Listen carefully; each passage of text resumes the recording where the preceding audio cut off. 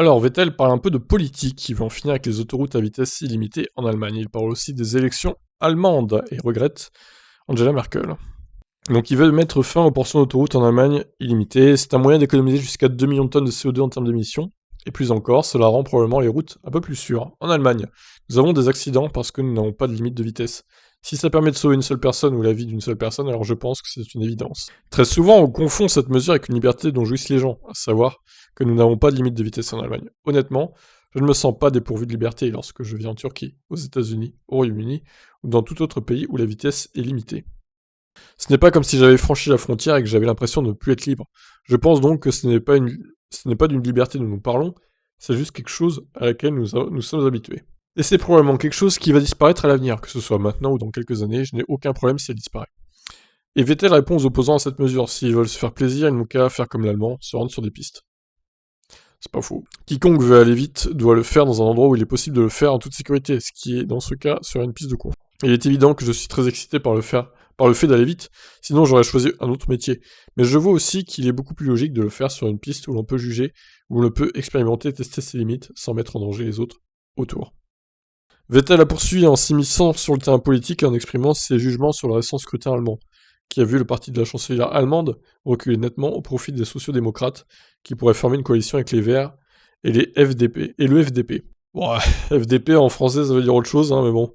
C'est le parti des libéraux, voilà, pour précision évidemment. Le parti des FDP.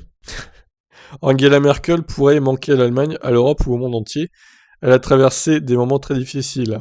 Mais je pense aussi que nous sommes prêts pour un changement. Je ne suis pas déçu par le résultat. J'espère qu'avec le résultat que nous avons, le prochain gouvernement qui sera en place mettra en œuvre beaucoup d'actions. Il est temps d'agir quand on parle d'injustice sociale ou de crise climatique. Je ne suis pas un spécialiste de politique, mais je pense qu'il y a certains sujets dans le monde sur lesquels nous pouvons être des pionniers. Et je pense qu'après sa carrière en F1, Vettel il se lancera en politique, à mon avis, hein. Il a l'air très intéressé sur le sujet. L'Allemagne est un pays très riche, et nous pouvons utiliser nos richesses et notre réseau d'industrie forte, de personnes intelligentes et d'ingénieurs pour être les premiers à nous engager dans un avenir meilleur. En faisant ça, inspirer beaucoup d'autres nations à faire de même. C'est la raison pour laquelle ces élections ont été si importantes et j'espère que le nouveau gouvernement mettra les choses en place et agira plutôt que de parler. Les propos de Vettel ont déjà fait réagir en Allemagne. Andreas Scheur, politicien du parti de l'Union chrétienne sociale, accuse Vettel d'hypocrisie lorsqu'il appelle à l'action environnementale et à la limitation des vitesses sur l'ensemble du réseau autoroutier allemand.